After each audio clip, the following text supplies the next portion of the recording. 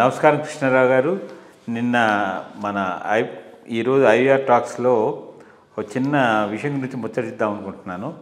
నేను నరేంద్ర మోడీ గారు ఆయన ఆ స్పీచెస్ ఇస్తూ ఉంటే ఆయన ఉన్నారంటే, మా అమ్మ బతికినంతకాలం మా అమ్మ యొక్క ముద్దు బిడ్డను అనుకున్నాను, బట్ ఇప్పుడు చూస్తుంటే భగవంతుడే నన్ను పంపించాడు ఈ కార్యక్రమాలన్నీ చేయడానికి కోసం అని చెప్పి ఆయన ఒక స్టేట్మెంట్ ఇస్తే, అంటే ఈ never claimed that he is a emissary of God.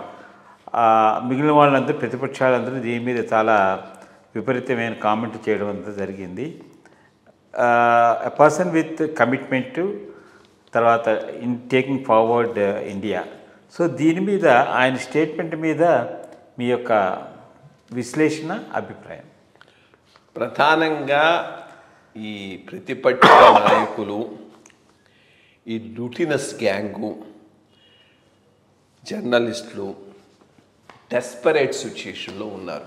కొంతమంది ఇంటలెక్చువల్స్ అని చెప్పుకునేవాళ్ళు జీర్ణించుకోలేకపోతున్నారు. ఫస్ట్ ఆఫ్ ఆల్ ఇంత చక్కగా ఇన్నాళ్ళు మోడీ పరిపాలించడం, సో ఆయన ఏ మాట అన్నా దాన్ని వక్రీకరించి కామెంట్లు చేయటం అనేటటువంటిది వీళ్ళకు చాలా సాధారణమైపోయింది. ఆయన చెప్పింది ఏంది, తను తల్లి బిడ్డను అనుకున్నాను, ఇప్పుడు దేవుడు పంపించిన వాళ్ళగా అనిపిస్తుంది అన్నట్టు. Really true. దాంట్లో ఏమి టూ క్వశ్చన్స్ ఏమీ లేవు అక్కడ. దైవాంశ సంభూతుడని కాదు, అది కాదు ఇష్యూ.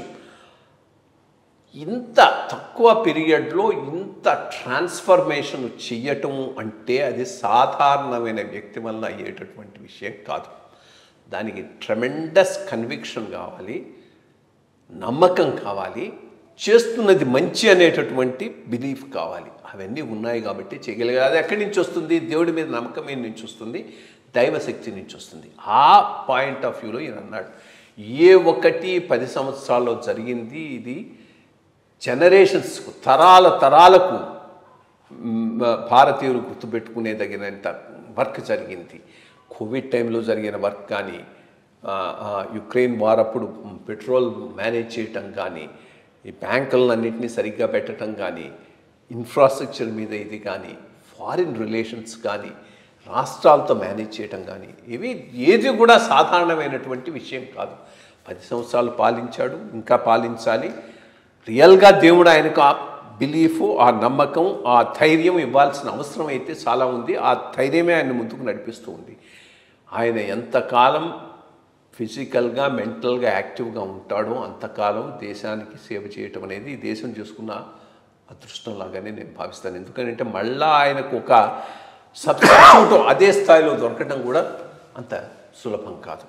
సో ఆ కాంటెక్స్ట్లో దేవుని యొక్క నమ్మకము, దేవుని యొక్క ఆశీస్సులు నాకు ఉన్నాయన్నట్టుగా చెప్పిన దాన్ని డిస్టార్ట్ చేసి ఆయన దవ్యసనం అనుకుంటున్నాడని, ఇదని అదని చెప్పి ఓ మఠాధిపతి అన్నట్టుగా అంటే చెప్తున్నాను కదా. ఈ మొత్తం అపోజిషను, ప్రతిపక్షాలు, ఈ మొత్తం లూటినస్ గ్యాంగు డెస్పరేషన్లో ఉన్నారు. ఇంకో తడవ వస్తే ఇంకా మనకు ఫ్యూచర్ లేదు అనేది మనకు తెలుసు. అందుకని వీళ్ళు చేస్తున్నటువంటి దుష్ప్రచారం తప్పితే నిజంగా ఆయన అన్నది డిఫరెంట్ కాంటెక్స్ట్లో అన్నాడు.